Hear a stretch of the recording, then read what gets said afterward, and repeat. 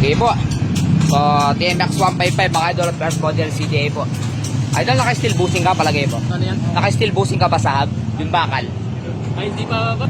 Pero Oo. matagal ka naka-steel boosting, no? Oo. Okay. Ito yung epekto. Alright, so, kay idol at first model CDI. Oo. Matagal siya naka-steel boosting sa hub. So, sa katagalan mo naka-steel boosting, yan ang mangyayari sa gear mo. Ay, Po- kaya gano'n ako. O idol, siyempre, walang friksyon eh. Ay ibig sabihin, malakas ang friksyon eh. Walang anti-vibrate eh. Kaya nga pag yung rubber na original, pag cambio mo, nagbabounce yan. So ina-absorb niya yung sobrang impact. Yan, dahil bakal yan, nahihirapan itong mga one-set sprocket, pati itong mga gear. So anong mangyayari, magkakabungi-bungi siyang ganyan.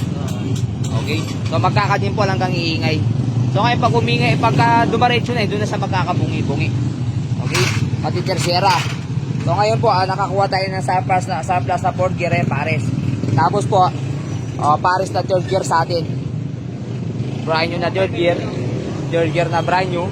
Alright. Ayan po. So brand new 3rd gear po, 2018, 22 tit.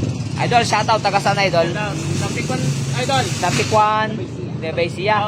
Oo. Ito, shoutout kay idol ng Pikwan, Nueva Ecija. Ayan pa po, idol, shoutout. Shoutout.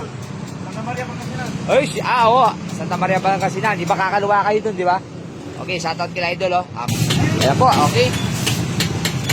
Oh, ayan po, busy. Alright. Idol, shoutout. From Banbantarlak. Okay, idol. Shoutout. Alright. Alright po.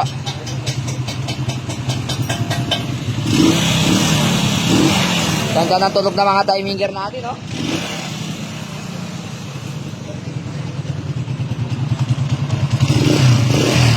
Ganda ng tulog na mga timing gear natin, no?